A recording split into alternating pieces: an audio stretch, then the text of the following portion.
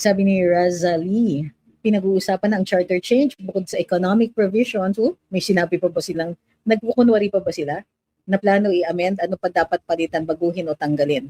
Hindi ako naniniwala na ito ang panahon para umpisahan ang charter change, lalong-lalo na dahil may mga nag-aambisyon ng term extensions. Sabi ni Francis, if manalo si Sarah, payag kang mag-chacha? Hindi ko sure, maybe. Titignan natin kung ano na yung reasons for that. Nag-agree ako na mayroong mga kailangan baguhin sa charter.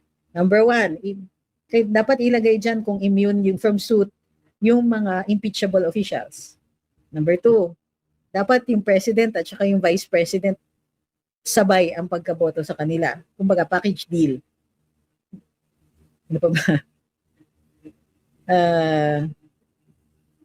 Dapat less congressmen, less districts talaga. I think that we have way too many officials and not enough work getting done.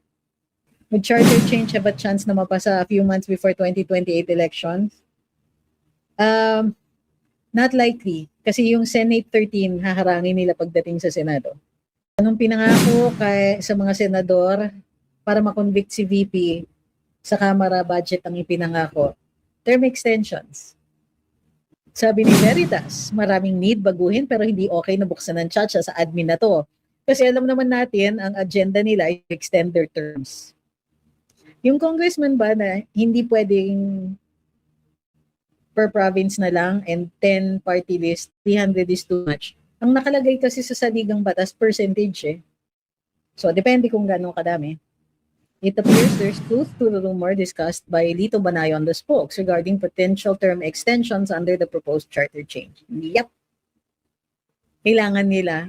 Kasi wala na eh. Kung ang ibig sabihin, ang tingin nila, sure na kung pag nakatakbo si VP Inday, panalo yan.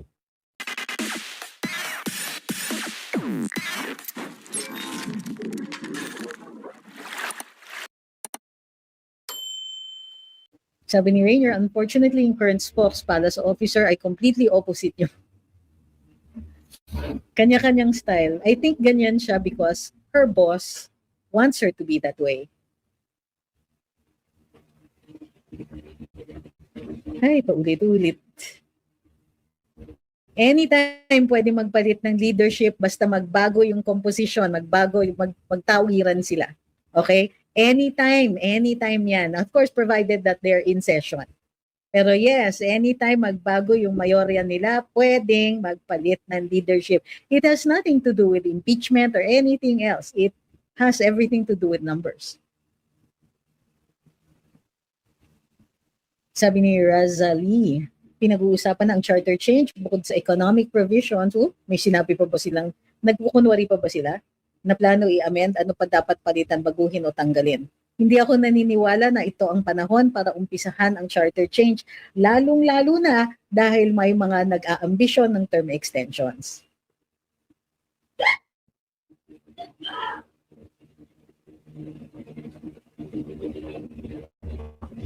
Can the Speaker of the House be a caretaker representative for a party list if the nominees resign? Caretaker representative, the Speaker of the House. I think that would be contested. Kailangan talagang siya, hindi caretaker.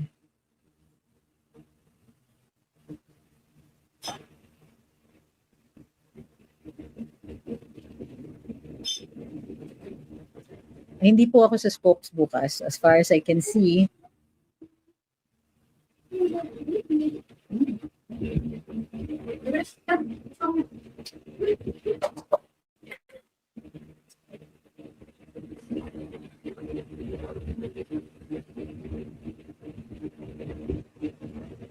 sabi ni Kilay problems. Ang weird lang ng mga pumupuri kay Trillanes. Doon pa lang natawa na ako, sorry. I mean, kahit naman ayaw ng mga tao kay Sen Bato, Trillanes once had a lot of consultants and household na pasahod ng taxpayers' money. Oh.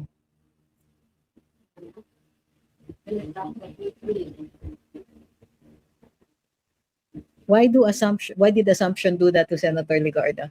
Because they have a different point of view.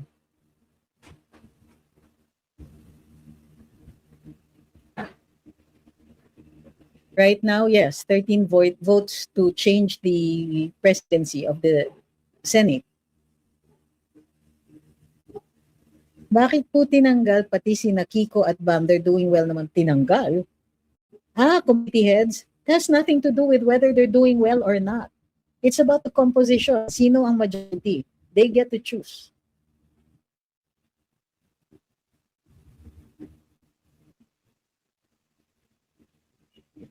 Ma'am, I'm sorry, hindi ko po napanood ang oral arguments with Attorney Bagares. Okay, so marami akong hindi napapanood. Tatandaan niyo po gumagawa ako ng thesis, ha?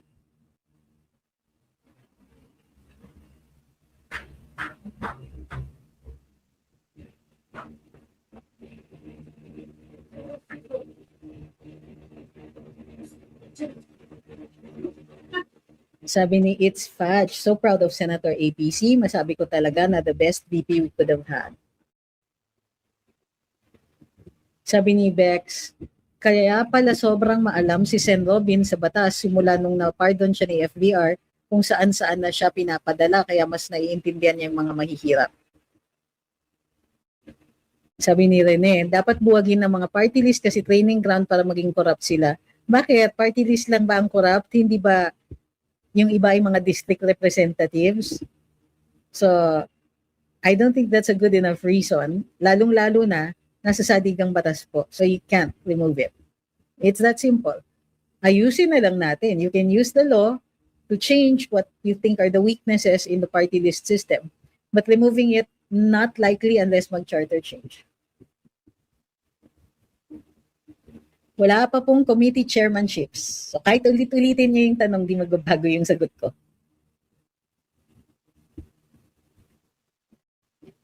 Dapat tanggalin ng congressman at governor, wala namang silbi. With the governors, not sure. Pero definitely sa congressman, you're going to need a legislative body, no matter what. Kailangan binabago ang batas. Sabi ni Rainier, dito nga sa amin, di yan nanalo sa mayoralty race. I assume that he's referring to Mr. Trillanes. Sabi ni Len, dati naman walang party list, tapos dalawa KBL ang laban. So, dictatorship yun eh. Kino-compare niya naman ang dictatorship dun sa present day. Sabi ni Francis, if manalo si Sarah, payag kang mag-chacha. Hindi ko sure. Maybe. Titignan natin kung ano na yung reasons for that. Nag-agree ako na mayroong mga kailangan baguhin sa charter. Number one, dapat ilagay dyan kung immune yung from suit yung mga impeachable officials.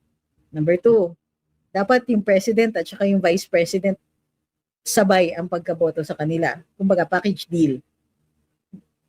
Ano pa ba? Dapat less congressmen, less districts talaga. I think that we have way too many officials and not enough work getting done. Would charter change have a chance na mapasa a few months before 2028 elections? Not likely. Kasi yung Senate 13, haharangin nila pagdating sa Senado. Sabi ni Joselito, Attorney Takbo ka party list, support kami dito sa China. Uy, maraming salamat. Kaya lang, maraming galit dito sa party list eh. Hi kay Faye. Sabi ni manager, abolish na lang HOR tapos puro senador na lang. Hindi ako sure kung agree ako doon.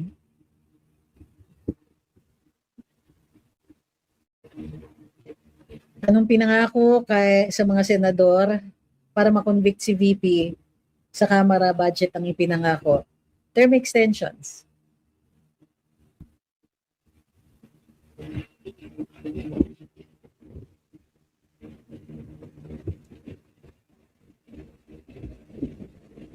Pasensya na po. Kukuraan ko.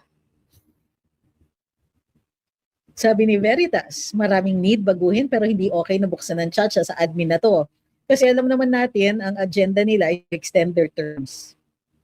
Yung congressman ba na hindi pwedeng per province na lang and 10 party list, 300 is too much. Ang nakalagay kasi sa saligang batas, percentage eh. So, depende kung gano'ng kadami.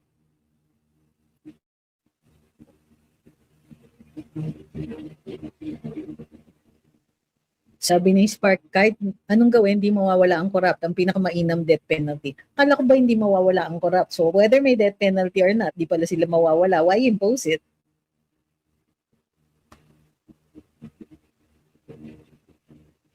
Hoy,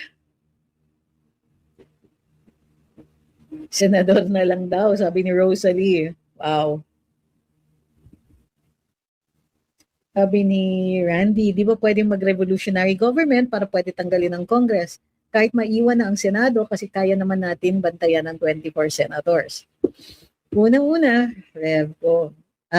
hindi ko alam if 24 senators are enough for the workload that they will be undertaking. Number two, revolutionary government. When you talk about that, you are advocating for the overthrow of duly elected or constituted authority. So dapat nag-iingat tayo sa mga ganyang salita. Di ba pwede matanggal si Garcia sa COMELEC? Impeachable kasi siya eh. So by impeachment.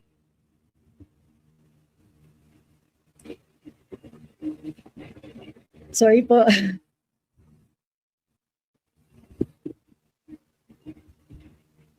Sabi ni Alinea, kung maka-term extension sila, kala mo buhok lang.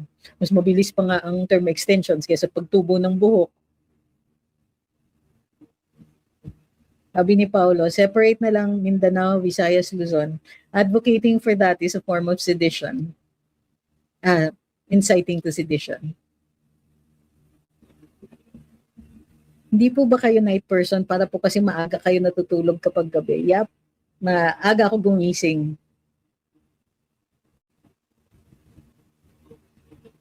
Sabi ni Ma'am Joy, gusto kita mapanood magtaray sa Senate plenary hall.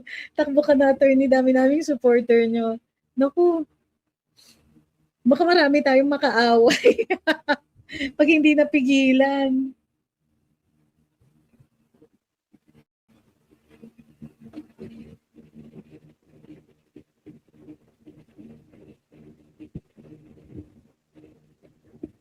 It appears there's truth to the rumor discussed by Lito Banay on the spokes regarding potential term extensions under the proposed charter change. Yep.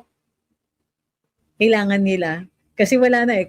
Kung ang ibig sabihin, ang tingin nila, sure na kung tatakbo pag nakatakbo si VP Inday, panalo yan.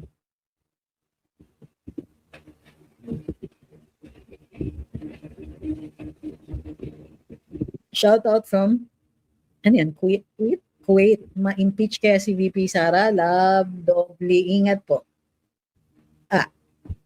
Hindi natin, na-impeach na siya ng House. So, hindi natin alam kung matatanggal siya bilang vice. Yes po, so far alam ko may election pa po sa 2028. Sino po ba running for president if makonvict si Sara? Meron po bang plan B? Meron hanggang plan D. So, plan B, baste daw. Yun yung sinabi sa Rage nung nasa Club Filipino kami. Ano yung morning routines ninyo? Pagkagising, magdadasal, magme-meditate actually, stretch. What do I do in the morning? Pero bago pa bumangon, nakikiramdam pa muna ako kung hindi ako makakatulog uli. Sabi ni Spark, si Baste at si Pulong. Yep.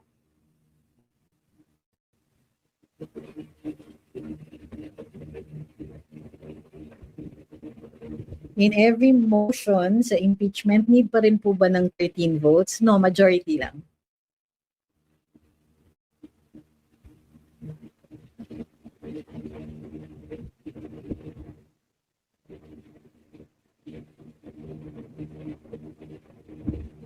Sabi ni Motionless, kaya ni Baste yun, sa vice mayor sa Davao, alanganin na siya. Mayor na siya eh. Ibig sabihin yung pagkaalanganin na yun, ang tagal na nangyari yun, nagbago na siya, ibang tao na siya. Magnanakaw mga politiko dyan, kakahiya kayo sa buong mundo, sabi ni Spark MV Alpasa. Teka, ako na nga yung ninakawan, ako pa yung mahihiya. Diba? Wow, bang levels ha? How often do you go to the salon to fix your long hair? Once a month?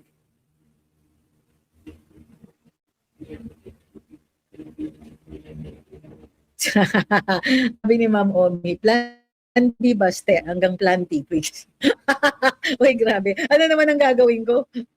At basta ang plano ko is, tutulungan silang lahat, so, si VP, si Mayor Baste, kung tatakbo, hanggang dulo yan. Hindi ako makakapahinga until yun, nakaupo na si VP Inday. And then pwede na akong mag-retire. Mas madalas na yung mga live natin. Sabi ni Luz B, wag po kayo magsawa na mag-help sa mga Duterte. Ba't naman ako magsasawa? Ay, galit na sa akin lahat ng kaibigan kong hindi Duterte. Hindi pero Duterte.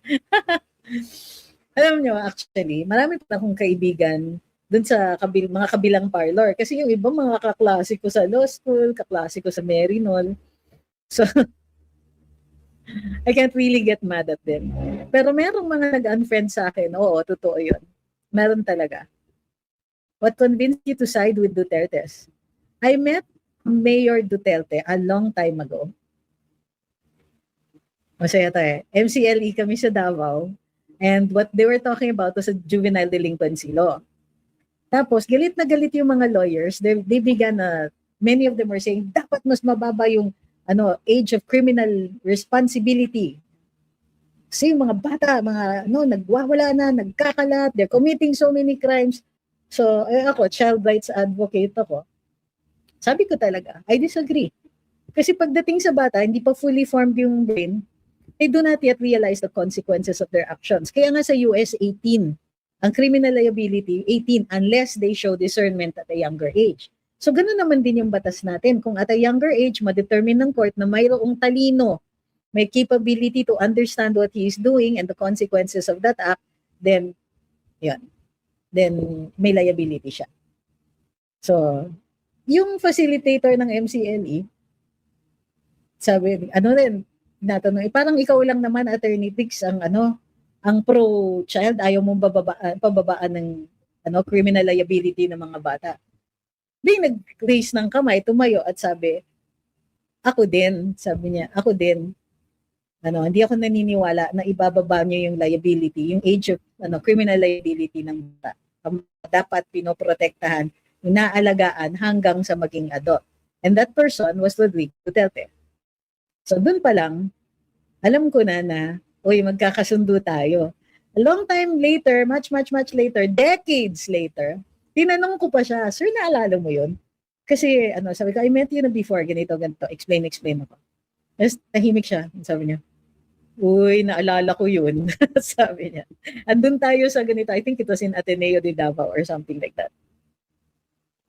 So, yun. And then, when he was running for president, I really asked, ano yung platform? And yes, he was surrounded by people, many of whom are my friends, na pinatatanong ko parati, ano ba yung platform niyan? I know he's extremely popular and he did so many great things in Davao, but I wanted to know the platform. Nag-oblige naman sila. And the most important part of that platform, aside from yung healthcare and tertiary education, was, tinanong ko kasi siya talaga, pinatanong ko, it wasn't personally, if you cannot make the deep and valuable changes sa ating sistema, what will you do? Sabi niya, I am always ready to either walk away from everything or to dissolve the government and set up a new one. In short, yun yung naging RevGov. But he never used the term RevGov. So, a long time ago, tinanong ako ng another person, bakit gusto mo si Duterte? Sabi ko, because of his willingness to dissolve government if it no longer serves the people. Yun. That was one of the reasons. There are a lot of reasons, but now I'm trying to remember all of them, and those are the ones that come to mind now. Sabi ni Kami, sana yung EO1 ni Sara kapag presidente na siya is travel ban sa lahat ng in and outgoing politicians. Incoming. So, itatali mo sila. Paano kung DFA? Paano kung meron tayong commitments? Paano yung mga ganyan na across the board na mga, you think it's a good rule, but actually, you might be endangering us. Hindi pwedeng ganun. So, posibleng pwedeng sabihin ni VP Inday. Besides, para dun sa mga hindi na politiko or umalis na dahil natapos na nga ang term nila, hindi mo pwedeng ipagbawal yung travel kasi nasa saligang batas yan.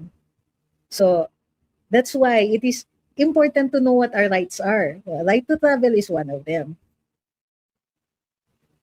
So, that's why sinasabi nga ng ilang mga si PRD, sinasabi niya, he did not want VP Inday to consider na magpresidente siya. Sabi niya, babae ka, baka baka mag-give up ka, kailangan matibay ang loob mo because there's some things that you will have to do that are difficult. And there's some things that you cannot do because there are rights involved. So, as president, you're not really free to do anything you want. So, sabi ni Ace, does your support to Duterte ever affect your job or daily life? Yes. By people with opposite views? Yes. There was a time I was involved pa rin in UP and before Duterte became president, I had lots of friends. When Duterte became president, ang daming ayaw na akong usapin. So, there were a few of us there. Yung isa kamag-anak pa ni Tatay Digong. So, and then ito, habang tumatagal, when politics became a lot more complicated, dahan-dahan nang na-recover ko yung mga kaibigan, but not all. Meron talagang nagalit talaga sa akin. Why am I daw with President Duterte? Sabi ko, sana kinausap niyo ako. We could have an exchange of views. How did you deal with friendship overdue to political preferences? Well, there are some friends whom I do not discuss politics with. Mag-aaway kami. So, at sila din naman. Pero marami rin akong friends na dati ayaw na ayaw nila kay PRD. Pero yung iba, naging pro-Duterte after his presidency. So, I think that the word is getting out there. Kaya nga kaya pag nakikita ko meron na namang op against the Dutertes, against PRD, it's because he so well loved and ingrained, and it's very, very easy to talk about him and convince people that you're wrong. Your initial impressions or the things that you hear from other people, that's not the whole story. Sabi ni Mark, upon issuance of subpoena to Senator Bato by the CIDG, did it trigger? No, the CIDG is not a court. It's okay. A subpoena by a law enforcement entity is not the same as one of a court. Sa court, may consequences pag di ka pumunta. Sa law enforcement, the only consequence is that they will possibly file a case against you. May current petition po ba sa Supreme Court to junk the impeachment? There will never be. The Supreme Court will not consider petition to junk the impeachment because it is not their job to do that. They can void certain decisions made by the impeachment court the way they did when they voided decisions of the House of Representatives in the 19th Congress. But they cannot junk the impeachment. That is the job of the Senate. The power of the Senate. How different is VP Inday's foreign policy from her father? I don't think that she has a fully formed one yet, or she has not shown a fully formed foreign policy as of yet. So we can't judge. Yung mga prosecutors ni VP puro dilawan at NPA aligned, tapos sasabihin nila biased ang majority senators. Yeah, that's a good observation. Sabi ni Ma'am Ola, you think yung hate ng iba sa mga Duterte is also because taga Mindanao sila in Bisaya? In my circles, no. Sabi niya, Ma'am Ola, kasi I know people na hindi talaga nawala yung stigma na if Bisaya ganito, ganyan. Ang sad lang. In the circles that I go around in, wala pong ganon. Hindi, sa Ilocano pa, pero hi Ma'am Mocha Princess, thank you very much. But Mindanao, ewan ko, but because I spent most of my childhood traveling the Philippines. So I spent summers in Leyte, in Sulu, Cotabato, Zamboanga, Cebu, yan. So, even in here in our house, it was never, nagugulat nga ako when later on, I would meet people outside of my family circles or even my social circles or even my law school classmates, wala akong naririnig na ganun. So, and nasya-shock ako when per instances, makakarinig ako na, Bisaya kasi ganun. Just, I actually asked, ano yung Bisaya kasi? What does that mean? Because we also had house help who were from the Visayas, and I only have, well, for those who, there were those talaga who really not just took good care of us, but would tell us stories. And alam niyo yung mga kwentong aswang and all that. My love for these kinds of kwento came from our house help, whom we never treated as, as less than family, kumbaga, I have only fond memories of them. Except, of course, there were those who weren't really good people, but it had nothing to do with what province they were from.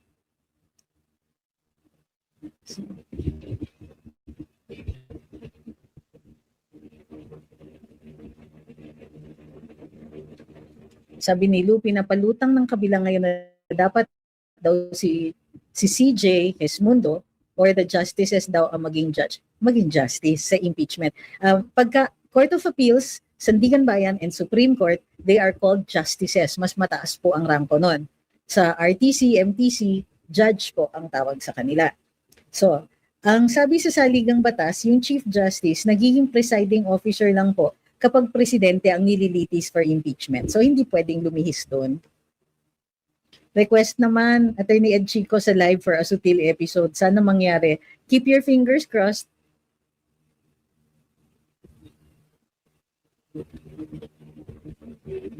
Sabi ni Tryme, in reality kasi, attorney, mga taga Luzon mostly discriminate nila Bisaya or Mindanao. I disagree that would be a majority, because things are changing. Kung sakali that was the way it was years ago, again, I will tell you that in my so many years on earth, wag na natin sabihin kung ilan, even as a kid, I rarely ran into it. In fact, I ran into the anti-Bisaya, or not, it wasn't even an anti-Bisaya sentiment, but sentiment like that so much later in life. So, unang-una, alamin niyo po muna kung ilan pa yung ganyan at kung anong klaseng tao yung nagaganyan. Kasi napaka-unfair na sabihin niyo mga taga-Luzon mostly discriminate ng ganyan. Unang-una nasa platform na nga kayo ng taga-Luzon, taga-Maynila pa. And yes, Tagalog ako. Alam mo, merong mga anti-Tagalog sentiment. I have friends who live in Mindanao na grabe ang galit sa Tagalog. Tapos minsan magrarant sila sa harap ko, tapos sasabihin ko, yang-hiya naman ako. Diba? It's very dangerous to keep in that mindset. Blame the person. Pero don't blame the geographical location. Sabi ni Spark, mabablock ka talaga. Karamihan na magnanakaw na politiko nasa Luzon. Talaga, kamusta naman si Martin Romualdez? At saka yung mga kabal niya. At bakit Luzon? Saan nanggagaling yung galit na ito? At kung galit kayo, bakit kayo nandito? Kasi, as far as I can trace my ancestry, Tagalog talaga. My great-grandfather moved from Cavite to Laguna, to Cabuya, Laguna. Both my grandparents, Cruz pareho surname nila, are from Malolos, Bulacan. But yung isa yata, I think my lola has relatives from across the river, Pampanga. So, di ko nagigets.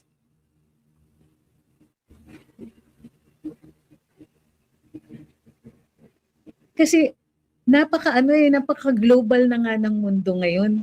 Tapos nandyan pa nasa-stuck kayo in a 1930s mindset. Kasama yun, sabi ni Spark.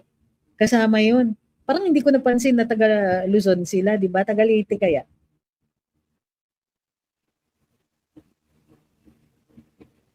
Sabi ni Sergeant Orange, I'm Matagalog from Nueva Ecija with a weird accent now.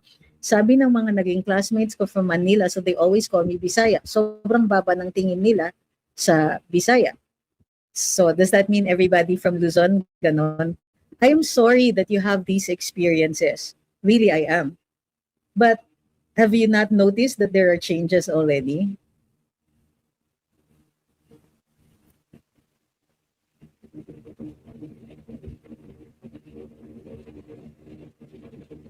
Sabi ni Ace, lahat ng lugar may mababait at masasama, pero di mawawala ang prejudice at mostly sa Mindanaoans. Against Mindanaoans?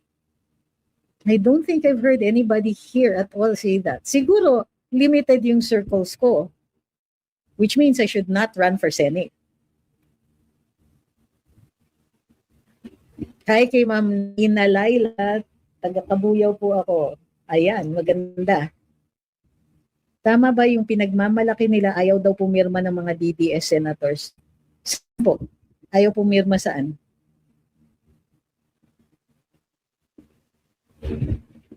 I have no updates of Ka Angel Manalo's case because I'm no longer their counsel.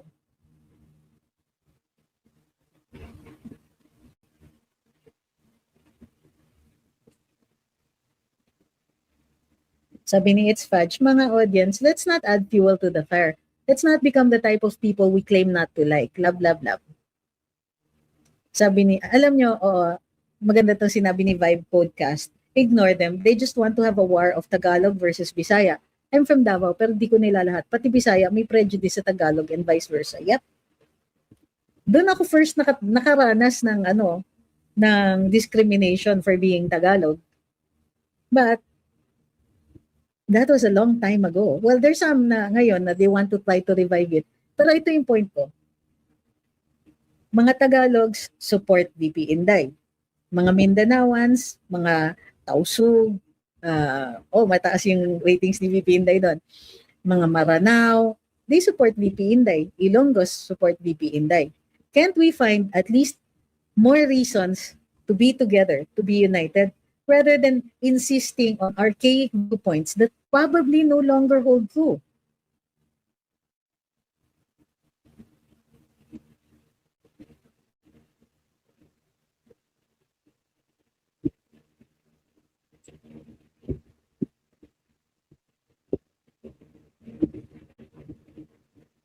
Will I consider running for senator? Sabi nila, masasama daw ang mga Tagalog. Tagalog ako. Taga-Luzon pa. Diba? Naiwan sa pag-unlad ang mga isip ng may mababa tingin base lang sa rehiyon. Minsan nga, iniisip ko, bakit kayo nagagalit sa Tagalog? Kami nga yung kami dehado.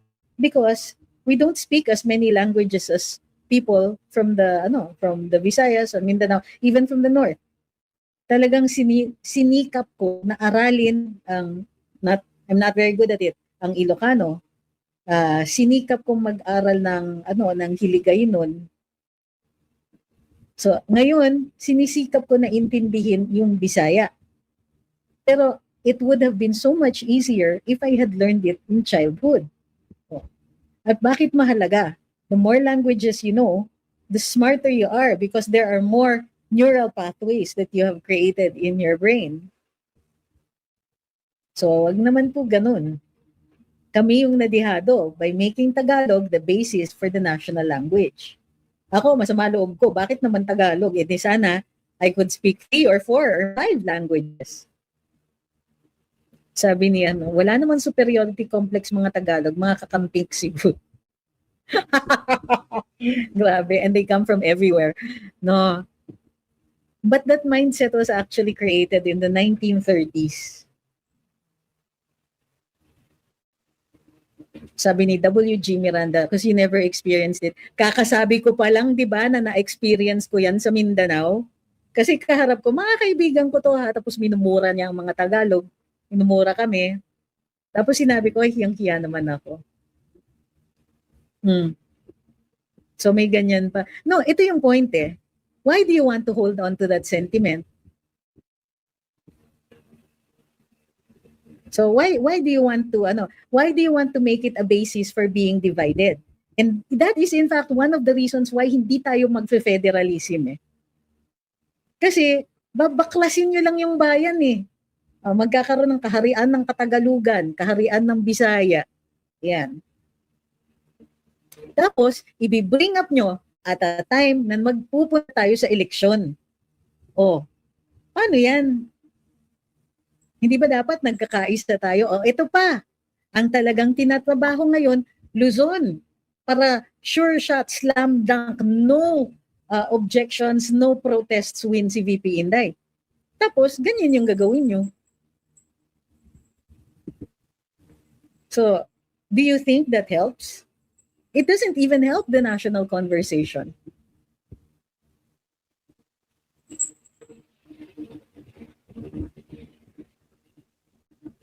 Why do you keep bringing it up? Di ba? Kasi hindi tayo nag-move on eh. Hanggang ngayon pa ba, may ganyan pa. If somebody discriminates against you, tell them to grow the F up. Nakakapitan ba nila yung mga ganyang klaseng napaka-archaic that they don't even understand that those differences don't even exist anymore. Una, nagkaroon tayo ng national language. Pangalawa, nag-evolve na ang transportation, ang communications. Pangatlo, development is everywhere. And many have actually gone to school in other places. Sa madaling sabi, ano pa ang magiging basis nila para sabihin yun? So okay, kung sinasabi nila yun, bakit hindi nyo kayang soplain? Kasi really, it's so ancient. It's not even funny.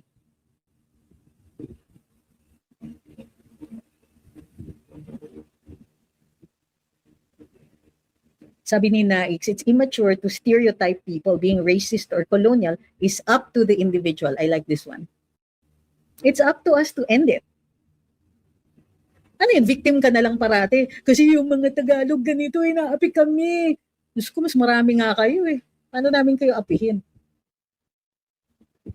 Or, at least leave me out of it. Kasi sasabihin nyo, ito mga Tagaluzon kasi eh. Okay. Tapos mamaya sasabihin niyo, dapat maghiwalay na lang, hiwa-hiwalay na lang. Sige, tapos sasabihin niyo, dapat federalism. Ano ba? Sabi ni After Dark, naku, don't want to stay in victimhood mentality. Kaya nga.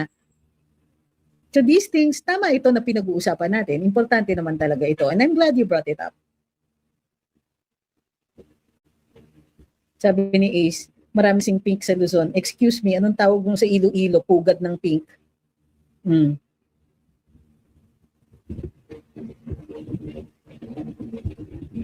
Di ba? Sabi ni Sunny, basta kami mga Ilonggo, chill lang. Kasi naman ubod kayo ng lambing. Minsan inaaway niyo na pala ako, kala ko. Galit na pala kayo, napakalambing pa rin magsalita. Yan, yung mga ganyang klaseng discrimination, pwede yan. Halimbawa, totoo naman, ang mga babae na taga Zamboanga ang gaganda. Pero, sorry magaganda din ang mga taga Bulacan. Ang gaganda kasi ng mga pinsan ko, nakakainggit. Tapos, saan pa ba yung mga magaganda? Cebuana. Magaganda yung mga Cebuana. Pero alam, ang sama ko. Kasi, hindi masama actually, medyo lang. Ewan ko kung napansin ninyo, ang daming gwapo na, daming gwapo sa, yung mga mandirigma talaga. So, yung mga, basilan, ewan ko kung napansin nyo, pati sa Zamboanga, magwapo din yung mga lalaki. Cavite, correct. Marami rin gwapo. Ay, mga Ifugao, hala kagwapo.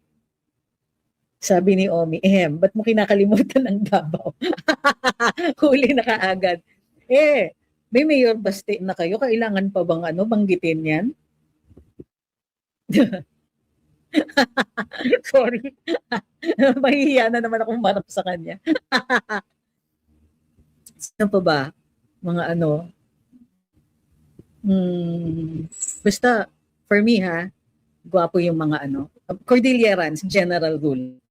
Ang gagwapo ng mga lalaki. Iba-iba pang ano ha, whether yung ano talaga, yung super, yung dark skin, tapos chinito,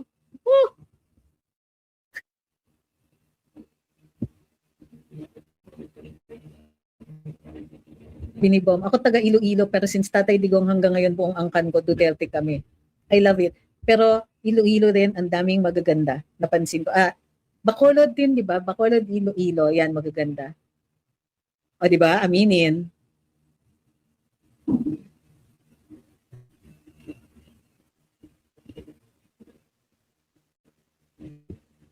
Sabi ni Ma'am Ola, ay type pala nito ni Chinito. Ay, wala akong type.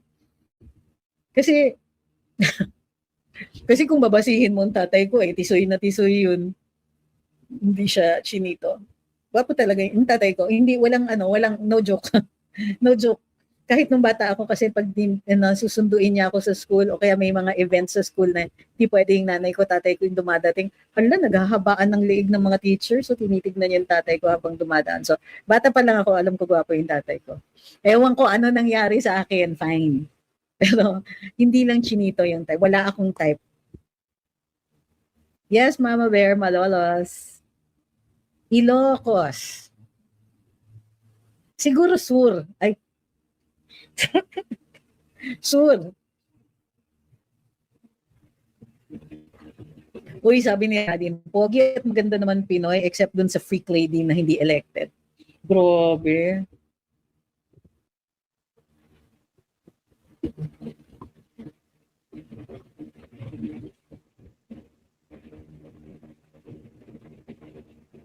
Sabi ni MLA, ayon kay Attorney Harry Roque, hindi AI yung pulveron.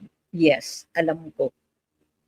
Agree naman ako sa kanya doon kasi pinatesting nila yan, sina Attorney Harry.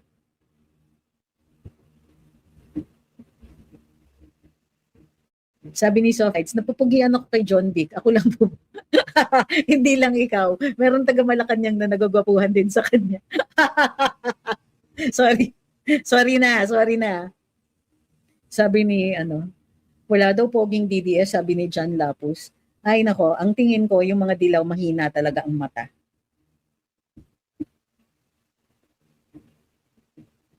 Sino kaya yung taga Malacanang? Grabe yung tanong. Nakita mo lahat ng videos ng sessions nila? Hindi. Yun lang yung mga the one that was made public, yun lang. Hindi ko nakikita yung iba. So, ayan. Sabi ni Shenshen, apaka-pogi naman ni Attorney Pansit yung ganun. Ma'am Shenshen naman, mayroon akong suki sa Santa Cruz na pwede kayo magpasalamin. Si Kong Miao. Alam nyo, grabe naman kayo. May tsura naman siya. Ang daming may crush kay Kong Miao.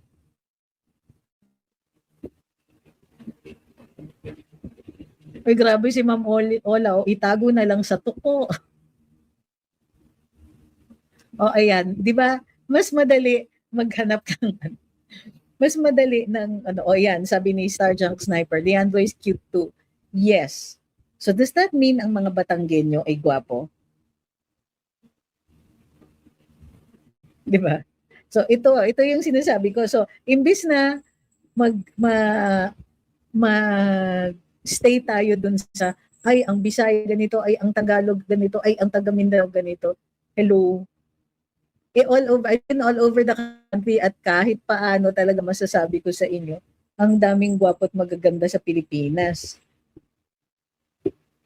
Oy, grabe si Leo. Sabi niya si Charisma daw talaga ang taga Malacanang na napupugian kay John Vic. Grabe.